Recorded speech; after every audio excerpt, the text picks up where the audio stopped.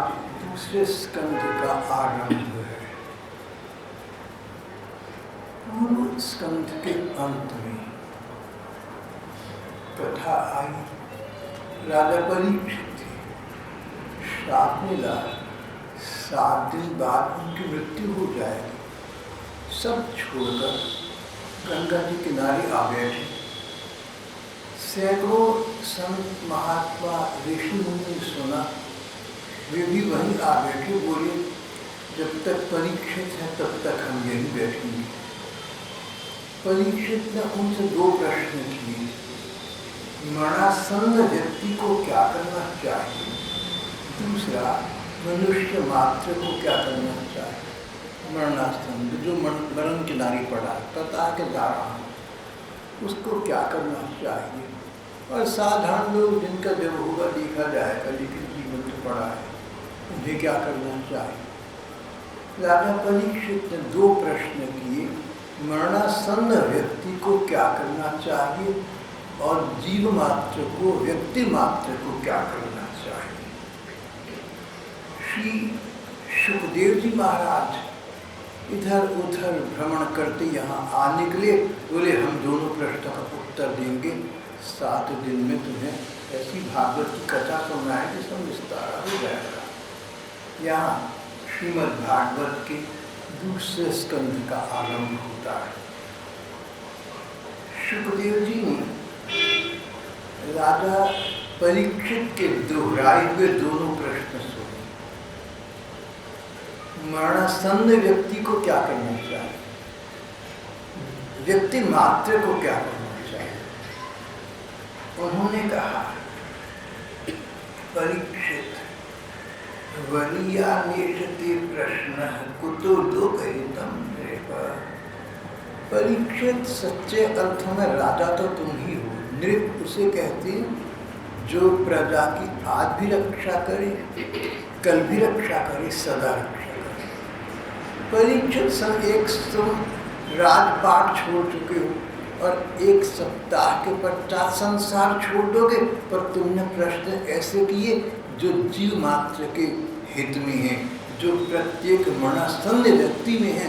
बहुत उचित, बड़ा श्रेष्ठ प्रश्न किया तुमने भैया। सुखदेव ने उन्हें नृप कहकर संबोधित। नृप, नरम श्रेष्ठ वो या राजा, वो व्यक्ति जो सबके हित साधन की, सबके कल्याण की बात करे। अब किसी दादा को पता लगे, किसी प्रधानमंत्री को पता लगे कि मैं पद से हटाया जाने वाला हूँ और नई सरकार आ जाएगी, 2 दिन 4 दिन 10 दिन में आ जाएगी, तो पिछला प्रधानमंत्री, पिछला राजा राज्य व्यवस्था से उपराम हो जाता है। अब क्या करना है? जाना ही है मैंने। और परीक्षित बिल्कुल प्रतिकूल, मैंने जाना है ना, तो जाते जाते ऐसा प्रश्न कर जाऊं जिसके उत्तर से मेरे बाद आने वाले लोगों का भी कल्याण होता रहे।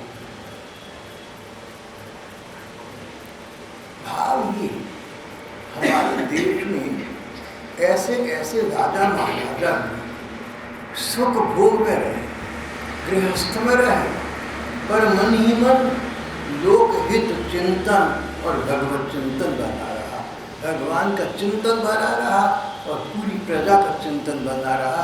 एक राजा की कथा में आता है, भगवान प्रसन्न हुए उसके भजन तपस्या से। बोले, राजन वर मांगो। बोले, प्रभु 2 वर मांगना चाहता हूँ। पहला ये कि मेरी प्रजा का, मेरे देश के लोगों का कल्याण। उस राजा ने आत्म कल्याण की बात नहीं की। भगवान सामने, आपका कल्याण तो हो ही चुका। प्रीति पूरी दृष्टि से श्री भगवान जिसे निहार रहे हो, वो कहे कि भगवान मेरी कल्याण का साधन करो, बात जचती नहीं। भगवान सामने, कल्याण साधन तो हो गया। तो राजा ने कहा, भगवान मैं 2 वर चाहता हूँ। पहला, मेरी देश की प्रजा का कल्याण हो, और दूसरा, सारे देशों की प्रजा का कल्याण हो, सारे संसार का कल्याण हो। जब मैंने ये कथा पढ़ी, मैं चकित रह गया, कितना विशाल हृदय राजा होगा। न केवल मेरे प्रजा की, सभी राज्यों के, सभी देशों की प्रजाओं का कल्याण। जहाँ पर जब देखा, सुखदेव जी ने देखा कि जाता जाता राजा आने वालों की चिंता कर रहा है, उनके परम कल्याण का साधन पूछ रहा है, उनकी मानसिक शांति का उपाय पूछ रहा है, प्रसन्न हुए। व्यक्ति हो तो ऐसा स्वयं भले ही चला जाए पर जाते जाते लोगों का कल्याण कर जाए। सो भी राजा उसको नृप कहकर संबोधित किया। राजा जो दूसरों के कल्याण का, प्रजा के कल्याण का विचार करे। वरीयान्वेषते प्रश्न कृतो लोकहितम नृप। राजन, दो प्रश्न तुमने किए। सच बात ये है कि तुम साक्षात भगवान कृष्ण के जिनाई जी रहे हो, पांडवों के पौत्र हो। 30 वर्ष तुमने पांडवों के संरक्षण में काटी हैं। पांडव तो धर्म प्राण थे, भला क्या तुम्हें धर्म का ज्ञान नहीं? ऐसे भोले भाव से तुम पूछ रहे हो कि व्यक्ति को क्या करना चाहिए। तो ये प्रश्न तुम्हारा अपने लिए नहीं, आने वाली उदीयमान पीढ़ियों के लिए, प्रजा के लिए। धन्य हो तो राजा।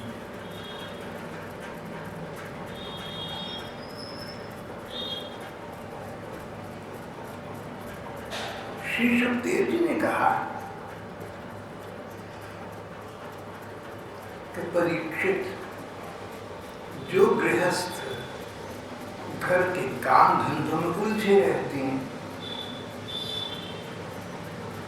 उनके लिए हजारों बातें कहने की, सुनने की, सोचने की, करने की सदा बनी रहती हैं। गृहस्थों के दायित्व और कर्तव्यों का अंत नहीं है। अगर वो सोचें कि जरा जिम्मेदारियां समाप्त हो जाए फिर समय करने के, वो समय कभी आने वाला नहीं। मुझे बात डोगरे जी की एक कथा ऐसे प्रसंग में मुझे याद आ जाती है। एक महात्मा गंगा जी के किनारे बैठे थे। एक लड़के को ने बेचैन होकर गंगा के किनारे चक्कर काटते देखा। महात्मा थे, करुण हृदय थे, सोचा क्या चिंता होगी। उसको पूछ बैठे, भैया तू बड़ी देर से गंगा जी के किनारे घूम रहा है, क्या चिंता है तुझे, क्या चाहता है, मुझे बता, मैं तेरे लिए कुछ कर सकता हूँ क्या? लड़का बोला, महाराज जी कुछ नहीं है, बहुत दूर से आया हूँ, गंगा जी को डुबकी लगाना चाहता हूँ, स्नान करना चाहता हूँ, लेकिन लहरें आ जा रही हैं, बस ये प्रतीक्षा कर रहा हूँ कि लहरें रुकें तो मैं स्नान करूँ। महात्मा हंस पड़े, बोले, पगले, कभी नदी की लहरें रुकी हैं? ये तो आती रहेंगी, जाती रहेंगी, ये क्रम चलता रहेगा। अगर तेरा स्नान करने का मंतव्य है, अगर तेरा गंगा जी में स्नान करने का विचार है ना, तो नदी की लहरों को आने जाने दे। इनके बावजूद तो डुबकी लगा, चलता बंदी, नहीं तो तेरी डुबकी कभी नहीं लगेगी।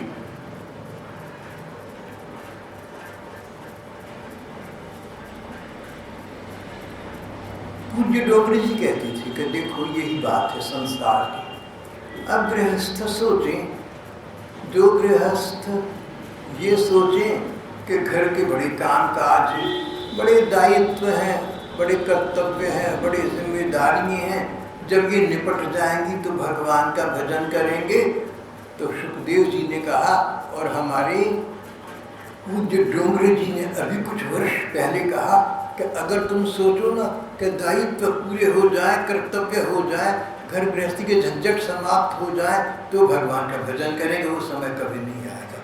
करना है भजन, समय निकाल कर अभी करो। कोटि त्यक्त्वा हरिं स्मरेत। अगर करना है भजन, अगर करना चाहते हो भगवान का स्मरण, करोड़ काम छोड़कर भी करो। और तुम कहो काम पूरे हो जाएंगे तो कभी जीवन पूरा हो जाएगा, काम पूरे नहीं। 5,500 वर्ष पहले श्री सुखदेव जी राजा परीक्षित से यही कह रहे हैं, जो गृहस्थ घर के काम धंधों में उलझे रहती हैं, उनके लिए हजारों बातें कहने, सुनने की, सोचने, करने की बनी रहती हैं। उनकी सारी उम्र यूं ही बीत जाती है। उनकी रात कामनाओं की पूर्ति में या नींद बीत जाती, और दिन धन की हाय हाय या घर रिश्तेदार वालों के भरण पोषण की चिंता में समाप्त हो जाता है। कभी पैसे की चिंता, कभी घर वालों की चिंता, कभी आज की चिंता, कभी कल की चिंता, कभी वर्तमान की चिंता, कभी भविष्य की चिंता। ये चिंताएं कभी समाप्त होंगी, कभी नहीं होगा। उनकी उम्र सारी यूं कट जाती। परीक्षित संसार में जिन्हें अपना अत्यंत घनिष्ठ संबंधी समझा जाता है, सगा संबंधी, सगा रिश्तेदार समझा जाता है, वे सच कहूं तुमसे कुछ भी नहीं है। शरीर अपना, पत्नी अपनी, पुत्र अपना, सब असत हैं, परंतु जीव उनके मुंह में पागल सा हो जाता है। रात दिन इनमें फंसा रहता है, आत्मकल्याण के विषय में नहीं सोचता। सुखदेव जी ने अंग्रेजी में कहते ब्लंट टॉकिंग, कॉलिंग स्पीड, बड़ी स्पष्टवादिता से काम लिया। एक प्रकार की प्रताड़ना की गृहस्थों को तुम फंसे रहोगे, तुम ये जो कहते हो ना काम पूरे कभी भी नहीं होंगे। अरे गंगा की लहरें कभी रुकी हैं? स्नान करना है तो अभी डुबकी लगा, नहीं तो कभी नहीं होगा। गंगा की लहरों की प्रतीक्षा मत करना।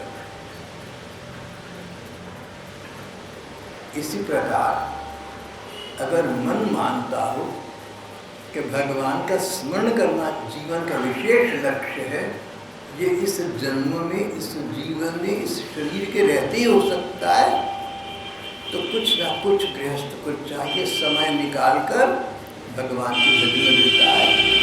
गृहस्थ के दायित्व तो कभी समाप्त होने वाले नहीं। जैसे कहते हैं ना, तृष्णा जीवनो वयमेव जीवना। जिस व्यक्ति को नित्य नई कामनाएं बनी रहती हैं, उसकी कामनाएं समाप्त नहीं होंगी, शरीर समाप्त हो जाएगा। इसी प्रकार हमारे काम धंधे समाप्त नहीं होंगे, हम समाप्त हो जाएंगे। ये नित्य प्रति का अनुभव है। व्यक्ति को चाहिए कि वो अपने स्वरूप को पहचाने, स्वरूप को पहचान। स्वरूप मतलब अपना वास्तविक रूप। हमारे दो रूप हैं, एक तो शक्ल, हाथ कान नाक सबको दिख रहा है, ये तो रूप है हमारा, ये भौतिक रूप है, ये हमारे शरीर का। श्री सुखदेव जी के कहने का भाव ये है, लेकिन तुम शरीर नहीं हो जिसको तुम अपना मान रहे हो। अरे ये तो एक दिन जन्म हुआ था, और जो जन्मा है कभी न कभी समाप्ति होगा। संसार में अजर अमर तो कुछ है नहीं।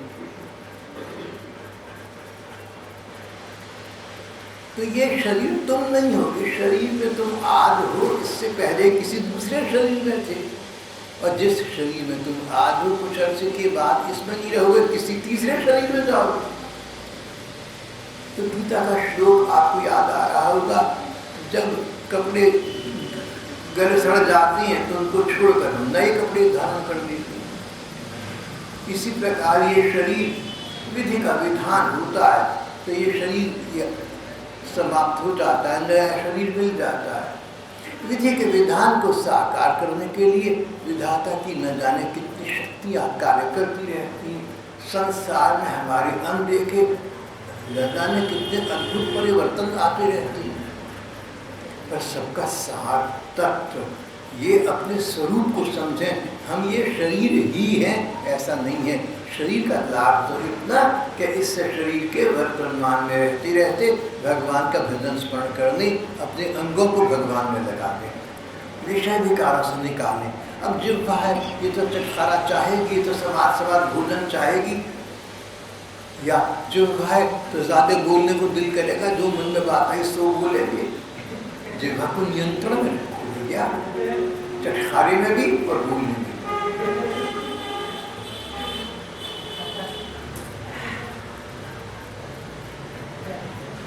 एक स्थान पर मैंने पढ़ा था कि जिस व्यक्ति ने जिह्वा पर नियंत्रण कर लिया, उसकी आधी साधना सफल हुई भगवान को पाने की तरफ। जिह्वा यानी खाना पीना और बोलना, बतियाना, गप्पे ठिकाना, इधर की उधर किधर बात करके बात बढ़ाना, बात में से बात निकालना, छोड़ कर चलता रहेगा।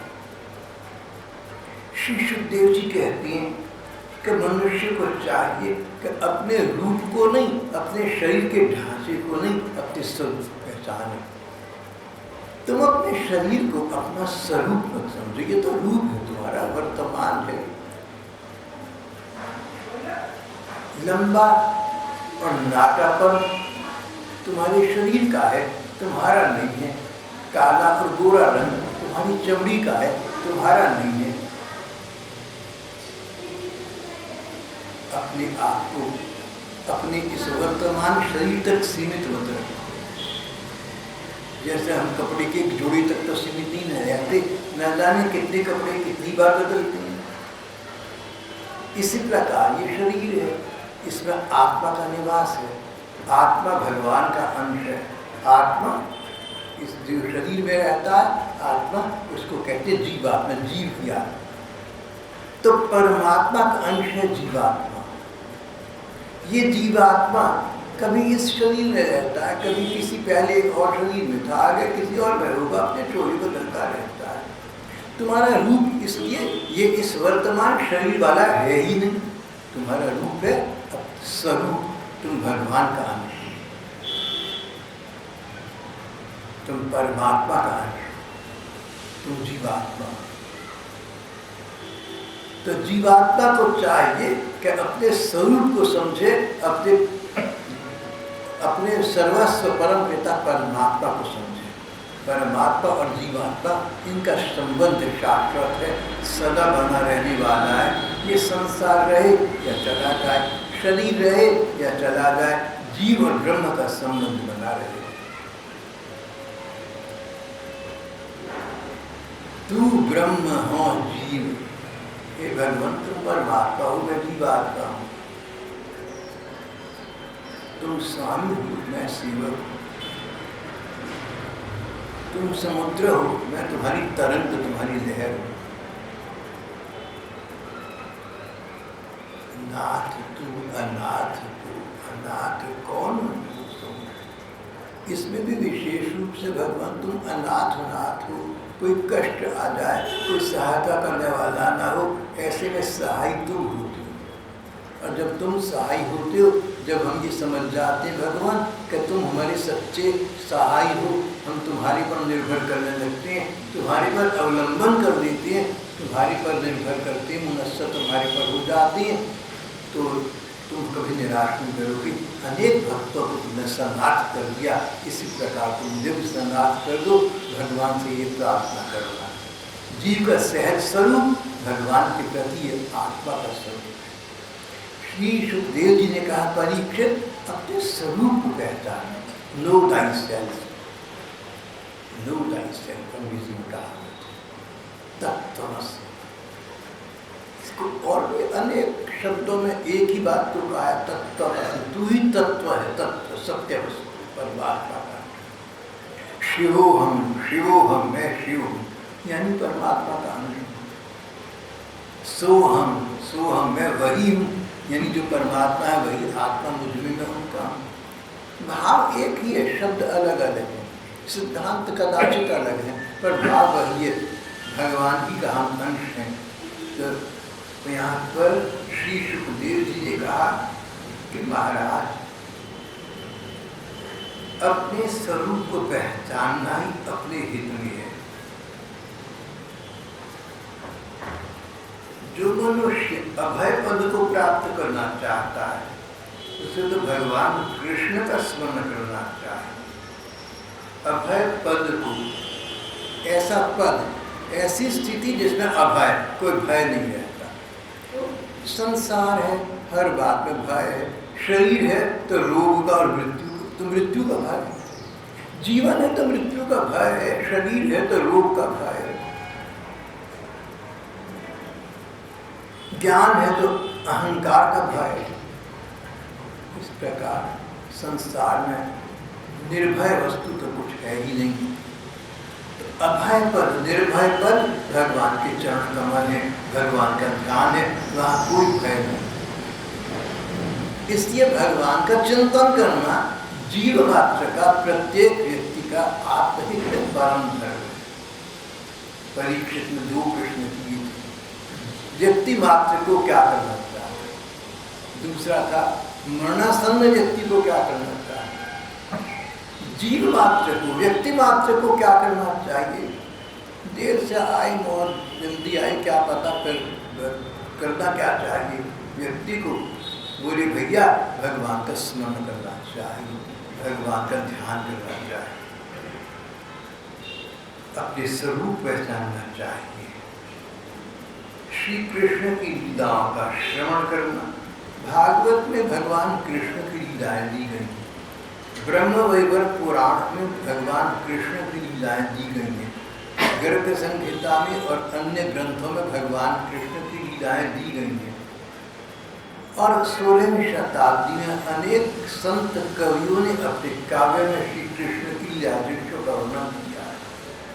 भगवान की और भक्तों की कथाओं का, गाथाओं का और लीलाओं का पढ़ना, सुनना, उनका मनन करना, उनका विचार करना, ये सर्वोत्तम लक्ष्य है जीवन का। मनुष्य मात्र को ऐसा करना चाहिए। चिंता ये न करो कि मौत कब आएगी, आएगी जब आ जाएगी। लगना भगवान में, भगवान में मन लगता हो ना तो मौत कल आ जाए, आज आ जाए, 10 वर्ष के बाद आ जाए, कोई अंतर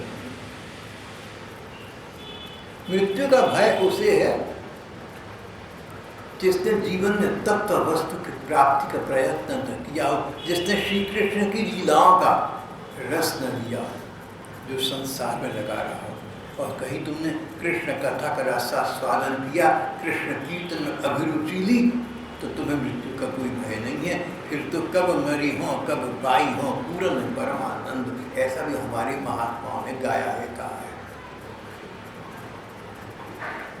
जो व्यक्ति अभय पद को चाहता है उसे श्री कृष्ण की लीलाओं का श्रवण, कीर्तन और स्मरण करना चाहिए। मनुष्य जन्म का यही लाभ है कि चाहे जैसे हो, जीवन को ऐसा बना लिया जाए कि मृत्यु के समय भगवान की स्मृति अवश्य बनी रहे। मनुष्य के जीवन का लाभ इसी बात में है कि शरीर रहते रहते जीवन को ऐसा बना लिया जाए कि अंत समय भगवान का स्मरण स्वयं हो जाए। पुंसामन्ते न स्मृति, अंतमति सोगति, और अंत में मन कहाँ जाएगा। कहते हैं कि अंतिम समय, मृत्यु के समय कुछ क्षण पूर्व मनुष्य की वृत्तियां अंग्रेजी में कहते फेल करनी शुरू हो जाती, क्षीण होनी, छीजनी शुरू हो जाती है, और उसको पता लग जाता है कि मैं संसार से जा रहा हूँ। उस समय उसका मन भाग कर कहाँ जाता है, जहाँ ममता हो या जहाँ बहुत द्वेष हो। अगर बहुत द्वेष हो तो बहुत ही बड़ी हानि है, और अगर ममता बहुत हो तो ममता जहाँ है वहाँ का ध्यान आएगा, अगला जन्म मिलेगा फिर वही संबंध संसार। तो ना तो राग का संबंध रखना, न द्वेष का संबंध रखना, संबंध रखना भगवान के माध्यम से संबंध रखता भगवान से। अंत समय उन्हीं का विचार आएगा तो कल्याण हो जाएगा। जो व्यक्ति अभय पद को प्राप्त करना चाहता है उसे भगवान कृष्ण की लीलाओं का स्मरण चिंतन करना चाहिए। मनुष्य जन्म का यही लाभ है, बस इतना ही लाभ हो, चाहे जैसे हो। अपने को ऐसा बना ले कि मृत्यु के समय भगवान की स्मृति अवश्य बनी रहे, चाहे जैसे हो, येन केन प्रकारेण, जैसे तैसे। ज्यों त्यों तुलसी कृपाल चरण शरण पावे। तुलसीदास जी ने एक पंक्ति में कहा, ज्यों त्यों तुलसी कृपाल, हे कृपालु राम जी, जैसे तैसे करके ये तुलसीदास चाहता है कि तुम्हारे चरणों की शरण प्राप्त हो जाए। ज्यों त्यों तुलसी कृपाल चरण शरण पावे। बहुत सुंदर वाक्य, एक वाक्य में बहुत ही सुंदर बात, मुझे तो ऐसा लगता है। सारी शास्त्रों का अनुसार है। तो व्यक्ति मात्र को क्या करना चाहिए? भगवान का स्मरण, भगवान का चिंतन, भगवान की लीला कथा में मन लगाना, उनका मनन करना, पढ़ना, सुनना, अध्ययन करना। समय मिले तो समय भगवान में लगाए, न मिले तो समय, थोड़ा सा समय तो निकाल कर लगा लेना। कई बार हो सकता है किसी व्यक्ति को समय न मिलता हो, चाहने पर भी न मिलता, उसे भी कहीं कम से कम 10 मिनट निकालने चाहिए, 2 मिनट निकालने चाहिए, जब उसके और तुम्हारे ठाकुर के बीच संसार हो। 2 मिनट तो एक नियम बन गया, एक तार बन गया भगवान के साथ। तो भगवान को स्मरण होगा कि तो 2 मिनट रोज निकालता था मेरे लिए, व्यस्त समय में निकालता।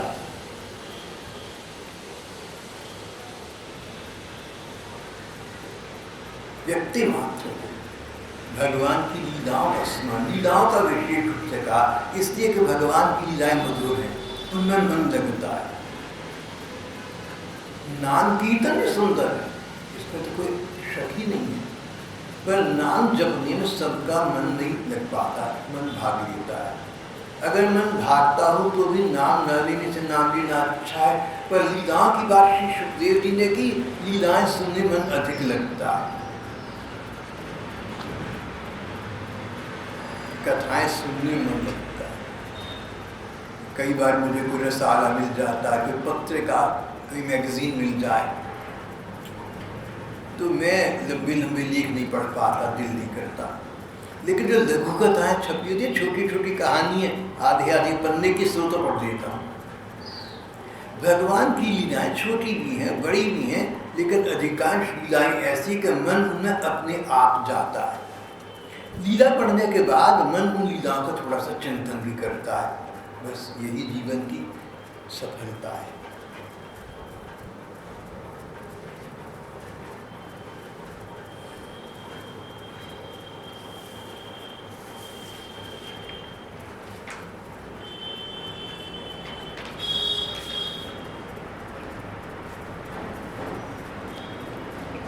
श्री सुखदेव जी ने इस प्रकार की भूमिका के बाद दूसरे प्रश्न का उत्तर दिया। दूसरा प्रश्न, मरणासन्न व्यक्ति को क्या करना चाहिए? अगर किसी व्यक्ति को पता लग जाए, जैसे परीक्षित को पता लगा कि 1 सप्ताह पश्चात उनका शरीर समाप्त हो जाएगा, ऐसे व्यक्ति को, मरणासन्न व्यक्ति को क्या करना चाहिए?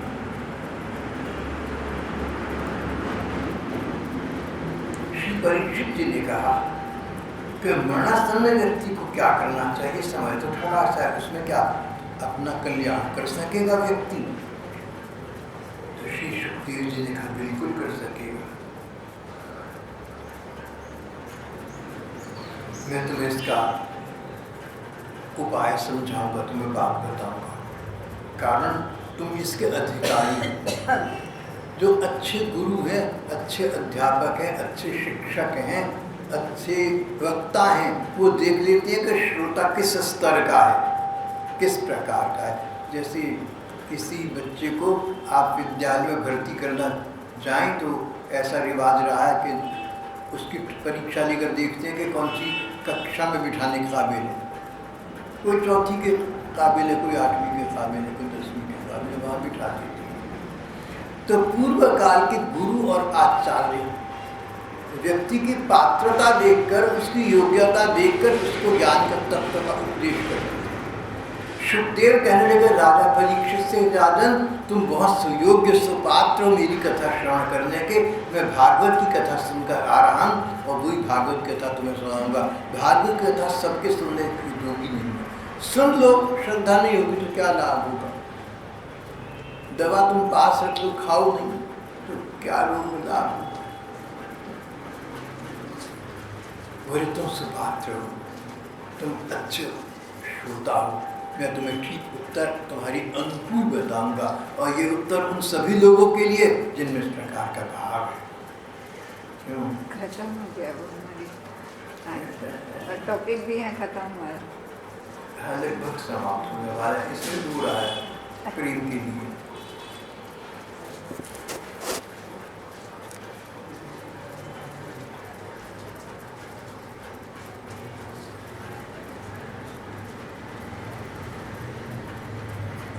अपने कल्याण साधन की ओर से असावधान रहने वाले लोगों की वर्षों की लंबी आयु व्यर्थ की जाती है। उससे क्या लाभ? सावधानी पूर्वक विवेक के साथ बिताई घड़ी 2 घड़ी भी श्रेष्ठ है, कुछ मिनट भी काफी है। राजा खटवांग थे, 2 घड़ी जीवन रह गया राजा खटवांग। भगवान राम के पूर्वज थे, त्रेता युग की कथा। भगवान राम के पूर्व दादा, पड़दादा, खड़दादा, सड़दादा पीछे जाती दाऊदा तो राजा खटवांग हुए थे, उनके वंश में भगवान राम अवतरित। राजा खटवांग इतने धर्म प्रधान व्यक्ति थे और इतने बहादुर थे कि एक बार सारे देवता मिलकर दैत्यों को, राक्षसों को नहीं हरा सके। तो देवता लोग इस पृथ्वी पर राजा खटवांग के पास आए, राजन तुम हमारी सहायता करो। और खटवांग की सहायता से जितने दुष्ट दुर्जन दैत्य थे भाग निकले उधर, और देवताओं का राज्य पुनर्स्थापित हो गया। देवता प्रसन्न हुए, राजन वर मांगो। बोले वर तो मांगूंगा, लेकिन हम तो मनुष्य हैं, देवता तो आपकी तरह है नहीं, हमारा जीवन तो क्षणिक है बहुत, ये बताइए कि मेरी आयु कितनी बाकी है। तो देवताओं ने देखकर कहा कि 2 घड़ी 48 मिनट, 24 मिनट की 1 घड़ी होती है। बोले 48 मिनट, तो उन्होंने शब्द प्रयोग किया 2 घड़ी। गोलोकवासी संत प्रबुद्ध ब्रह्मचारी ने कहा 1 मुहूर्त, पर ये समझिए कि लगभग पौना घंटा। खटवांग बोले 2 घड़ी 48 मिनट बहुत समय है, भगवत प्राप्ति